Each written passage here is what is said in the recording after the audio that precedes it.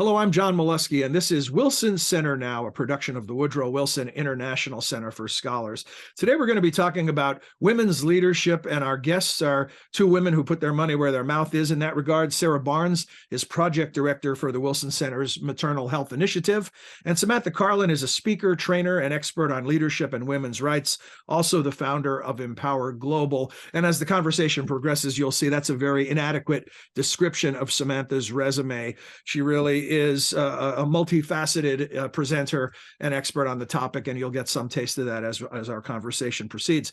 But first, Sarah, if we could begin with you, a little framing for our discussion. If you would tell us about your work, not just with maternal health, but on diversity, equity, and inclusion issues at the Wilson Center, and maybe even mention also the theme of this month's or this year's Women's History Month. Sure. Thanks for having me today, John. I'll start with the last point and talk a little bit about the 2023 Women's History Month theme, which is celebrating women who tell our stories. And this is a great theme because it really goes across so many different sectors and comes into everyone's lives. So even in the think tank space, you've got the work of researchers and scholars and policymakers, and they're deeply connected to telling women's stories and using those lived experiences to really drive one's research or to help inform policymakers and policy decisions. So stories are really central, and I think the women who tell their own stories and the women who tell other women's stories, are really worth celebrating this month. And I know for us at the Maternal Health Initiative, we really challenge ourselves to, when we're doing our research and when we're putting together public convenings, we really challenge ourselves to find people who can tell their own stories, who can really share that lived experience, because we found that that's what really helps to move the needle on gender equality and women's health issues. We've really found that the personalized stories really help to motivate change makers. And so I think that's a little bit about the Maternal Health Initiative, is we really focus, as the name would imply, on maternal health, reproductive health, global health, and gender equity. And within that leads into women's leadership, women's participation in the paid workforce, also women's unpaid work. Mostly we speak a lot about caregiving responsibilities that tend to fall to women. And so that's how the Maternal Health Initiative really works across a vast range of topics. As far as more the diversity and inclusion work that we do at the Wilson Center, about 3 years ago, the Wilson Center established a Diversity, Equity, and Inclusion Council. And then within that council, there's also several employee resource groups. And I'm one of the co-chairs of the Women and Gender Employee Resource Group. And we focus on gender equality, safety in the workplace, and career advancement opportunities within the Wilson Center. So for staff or interns and for fellows. And then we also focus on these same things in our external facing programming. We actually have a gender inclusive programming policy that was born out of the work of this ERG and also the commitment of several of our leadership team. And this policy, as much as the theme also for this year leads to, is it's really about ensuring women are at the table, that women are included as regional or technical experts on every Wilson Center panel. And then even outside the Wilson Center, if we're invited to be on a panel outside of our center, we're really encouraged to help diversify that panel if needed. And the reason for that is just that historically women have not been seen as the experts. And it's taken a lot of effort from a lot of people, a lot of women's stories to help really move forward on this issue in the think tank space.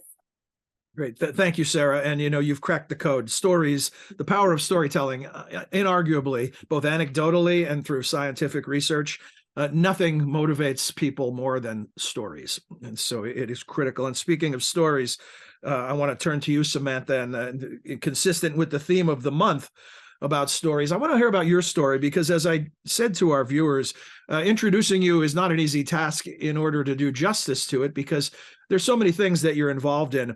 I didn't even mention your podcast, Samanthropolitics, with a really interesting name. So let's begin. If you would just give us a little bit about your story and how you came to devote your professional life to women's leadership. Yeah, well, thank you so much, first of all, for having me on the show. And I'm excited to be giving a talk at the Wilson Center on Friday as well about feminist foreign policy and leadership and security. And so I think I just want to go back to that point that Sarah made just really quickly. With the podcast, Samantha Politics, one of the things that it's foreign policy from a feminist lens, but a big focus of it too was lifting women's voices in foreign policy and national security.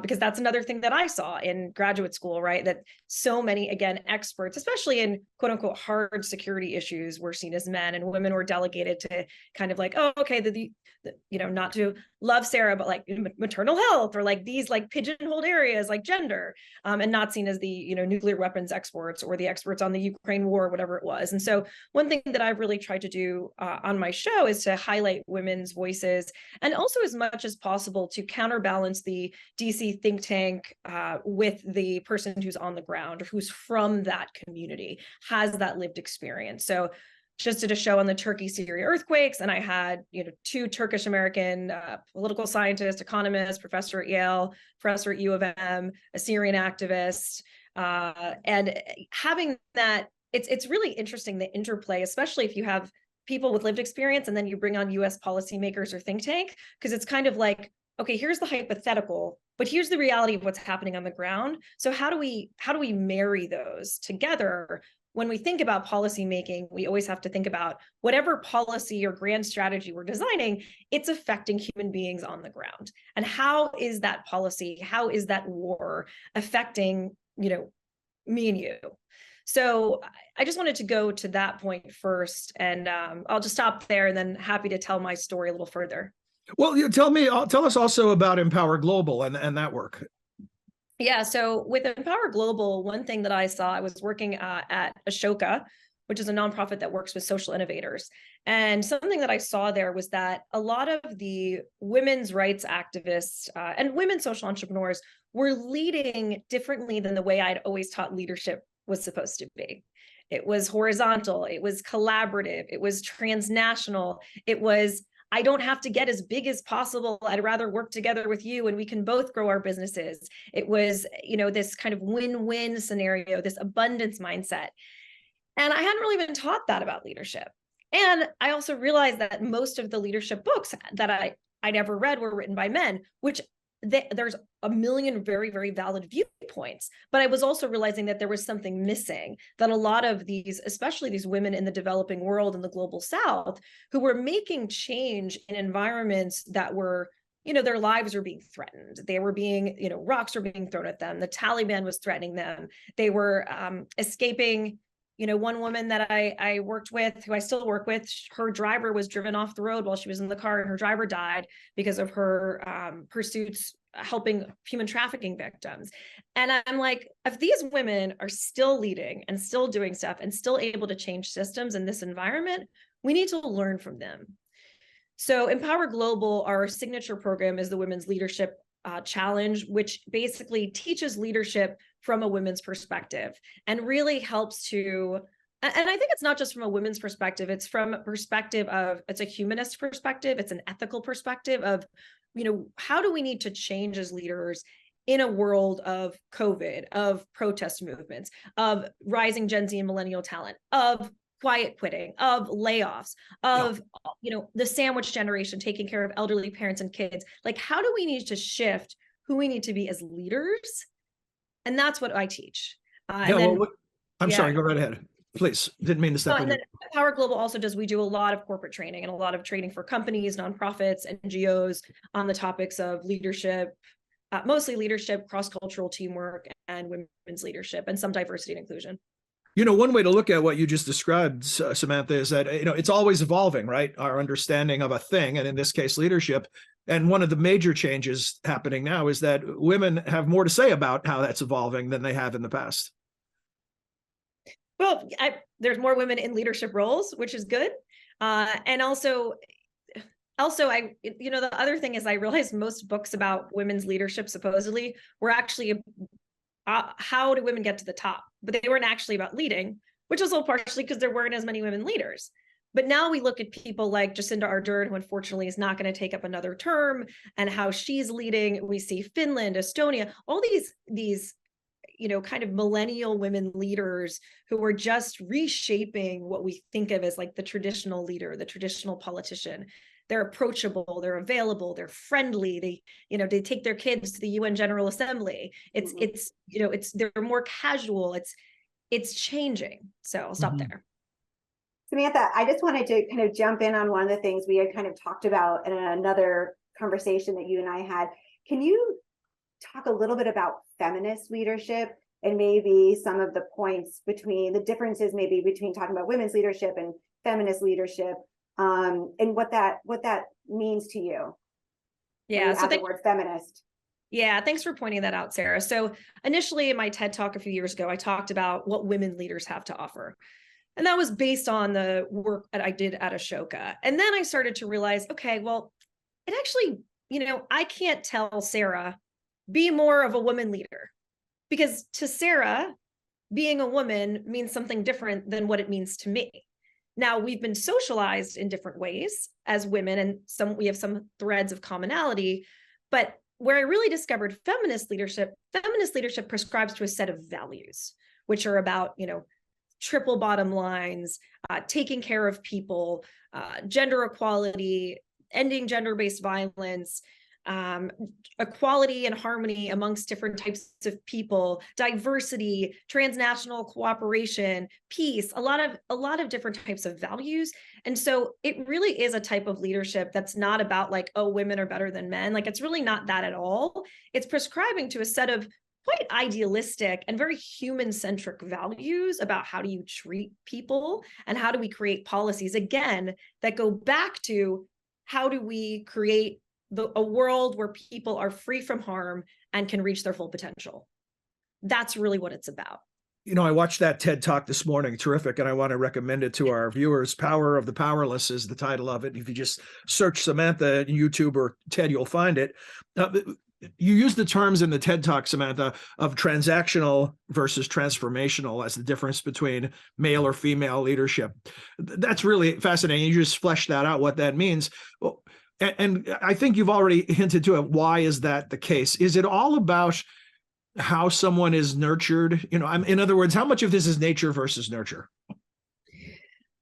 So there are some feminist theorists who would say gender is a performance, that it's all socialization. Judith Butler, I believe, is the one who talks about gender as a performance, that it's all socialization and it's all, and some of it, I think a lot of it is, right? Women are raised in relationship to other people. We are supposed to be caretakers. We are supposed to know how to cook. Like there's still perception that like every woman should know how to cook. And if she's getting takeout, like what's wrong with her? If a woman doesn't want to be a mother, what's wrong with her? Like this kind of we're supposed to be caretakers. And I think we are raised to that. Whereas men are, much more raised to win, not to express emotions, to be tough, to be strong. And that hurts them in their own way. When we look at the mental health of men commit suicide. I believe it's 3 or 4 times the amount of women, that men are suffering because they're in what's called a man box. So these kind of gender binaries are not actually really helpful for either sex. But then there are people that would say scientifically that men have more testosterone and women have more estrogen. So that there is a scientific difference that can also influence our behavior. But I think most of it, frankly, is socialization. I want to ask both of you to weigh in on a notion of where you see us on the timeline of human evolution in regards to our topic. How far down the tracks are we? If 10 is a world where we don't have to have Women's Leadership Month, in the same reason we don't have Men's Leadership Month, because it's not treated as a cause or a novelty, it just is. I wonder how far down the tracks we are. If that's a 10 and where we started from was a 1, where do we live today? Oh, wow. That's tough. I mean, Women's History Month to me is taking like these 30, 31 days and really focusing in a bit more on women, and then hoping that there's enough fire and fuel that happens during that month that people take it on throughout the whole year. And as coming from a think tank space, part of what we try to avoid is this mantle situation where it's all men on a panel, right?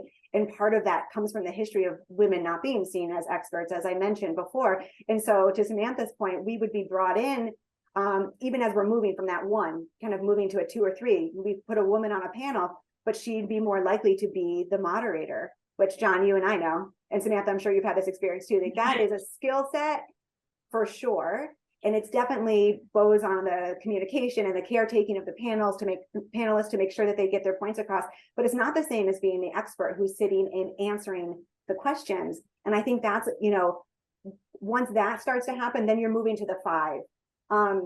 I think seeing things like having our gender inclusion programming policy at a DC think tank is a very big step forward, because everyone's following that policy to ensure equity, or starting to ensure equity on panels. So I would say, maybe we're at a 5 or a 6. I like to, be optimistic. Samantha, what about you? Well, if you don't mind my giving a little bit more of a global perspective. Sure. So in 2022, the global gender gap has been closed by 68.1%.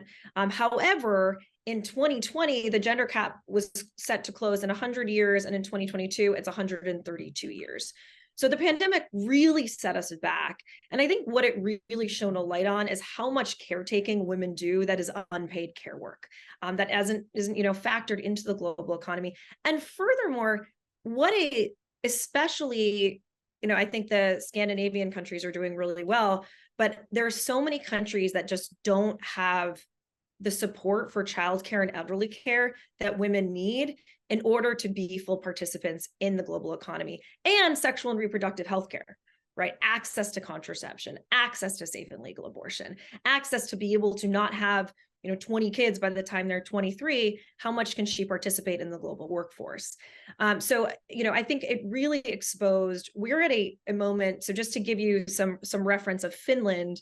So in Finland, each parent can get 6 to 7 months of paid leave, and they can transfer days to each other. In the US, we have 0 federally mandated paid leave. We have 12 weeks mandated unpaid leave. Companies can make their own decisions. Do they want to provide paid leave? How much to mothers versus fathers?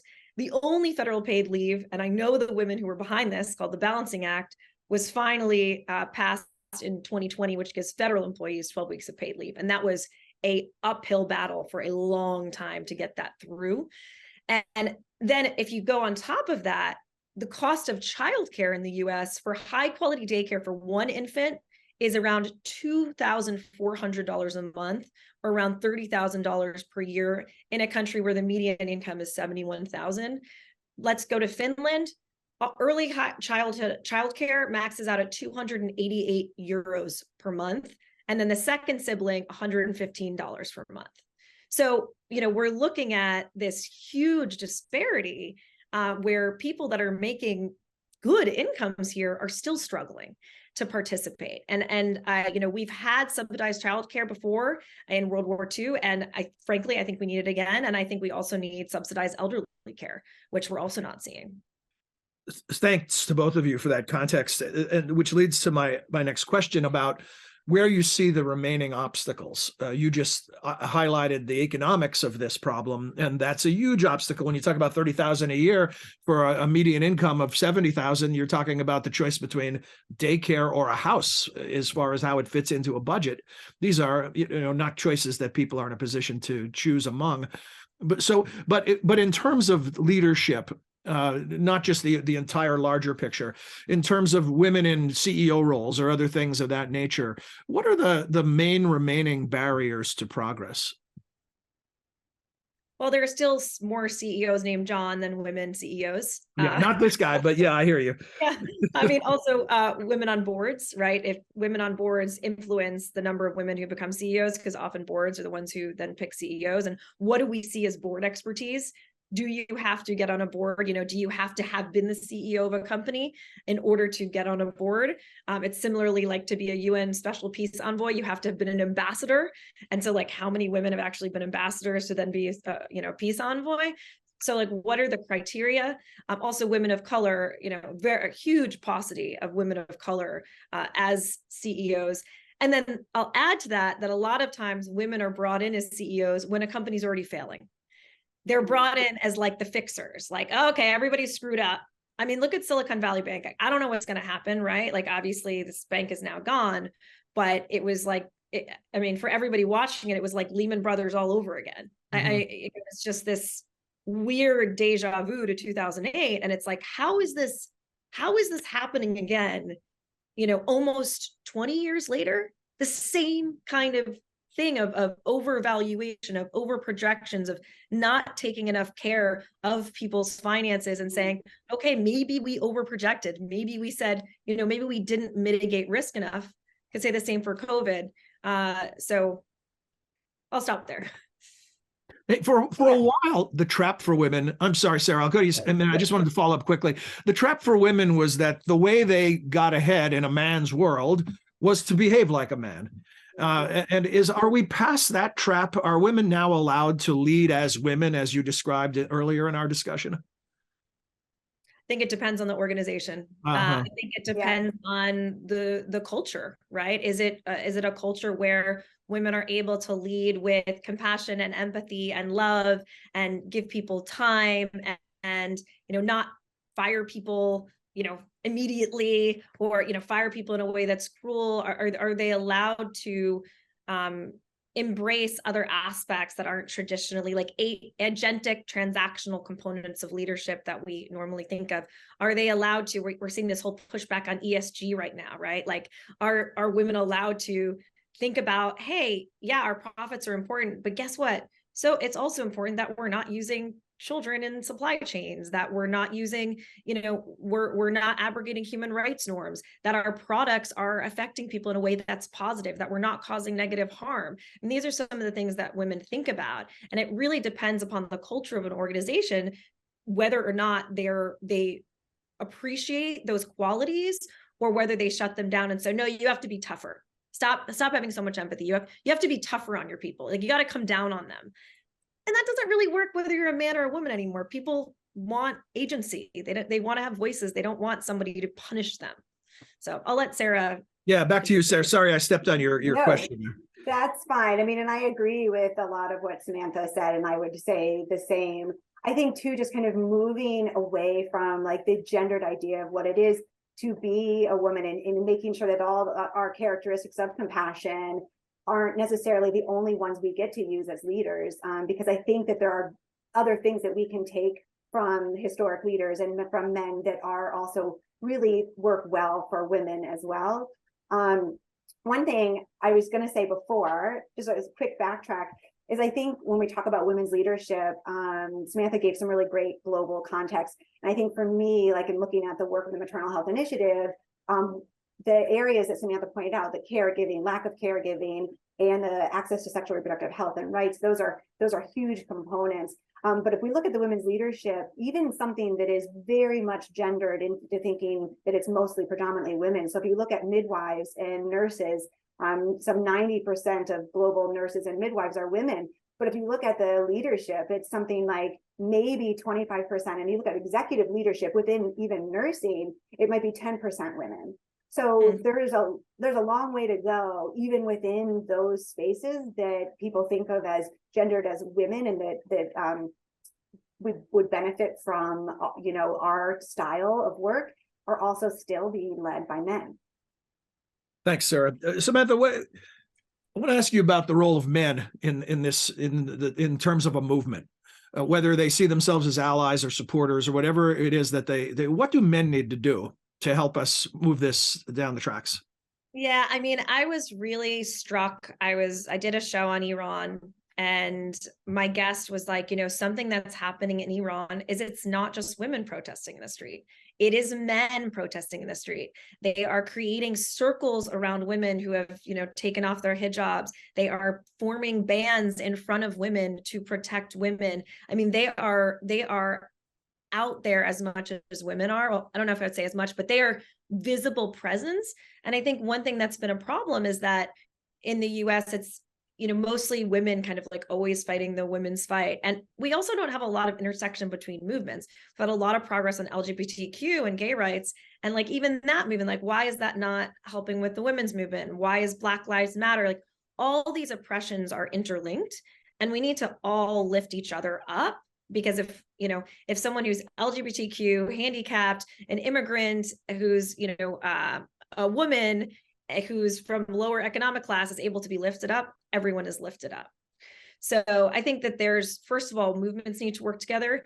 And the other thing that I think is really important is to recognize where gender binaries hurt men, right? That this isn't just, something I didn't like about, the term he for she as a movement was it implied that this is just about women.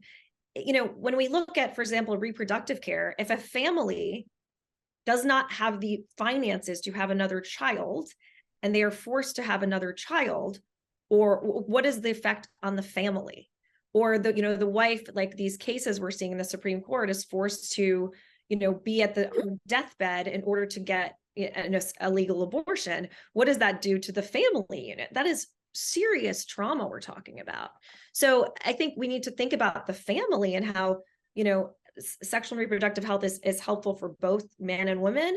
And then also to think about if you look at Promundo's study on the man box, that men who prescribe most to the man box, which is about being strong, being tough, looking good, are also the most likely to suffer from depression and potential suicidal ideation. So that, and I've heard things like, even men's like emotional vocabulary, their ability to say, I'm feeling sad, I'm feeling X, versus going straight to pain, anger, that it helps them to become more evolved human beings and better leaders. So I think it's not just like he for she, it's we for we. Yeah, healthier people make healthier leaders, right? Correct. Sarah, final thoughts from you, or any thoughts on this topic in particular about the role of men? And then I want to, before we close, ask Samantha about her upcoming book. Yeah, I would say just quickly, I think that one of the things we've really been doing at the Wilson Center is including men and non-binary people in our work, particularly with the Women and Gender ERG. But I think that there should be as much inclusion as possible. I think one of the things I've learned from a lot of experiences of going to different talks and hearing other people talk about women's leadership and men's role, one of the main things that men do, and we all do it on Zoom, but that men do is interrupt a woman. Well, there's two. Interrupt a woman when she's speaking, and the second is to take an idea that a woman has said in maybe even the same said meeting and make it their own. And some of the things that these tangible things that men can do is, one, try to stop interrupting women when they're speaking, but also as a man in the room, if you see a man take credit for something that a woman just said, being able to stand up and say, actually, you know what, Samantha just made that point. And isn't it a great point, or something like that. So I think there are some really tangible things that people can do, and not just having men in the room, but also having them be active participants in that room. Thanks. And Samantha, I teased this out that I hear you're working on a book. Can you tell us about it? Yeah, so it's a book on ethical leadership, waffling around with the title right now, but really looking at this shift in leadership of who do we need to be as leaders in this generation. And I think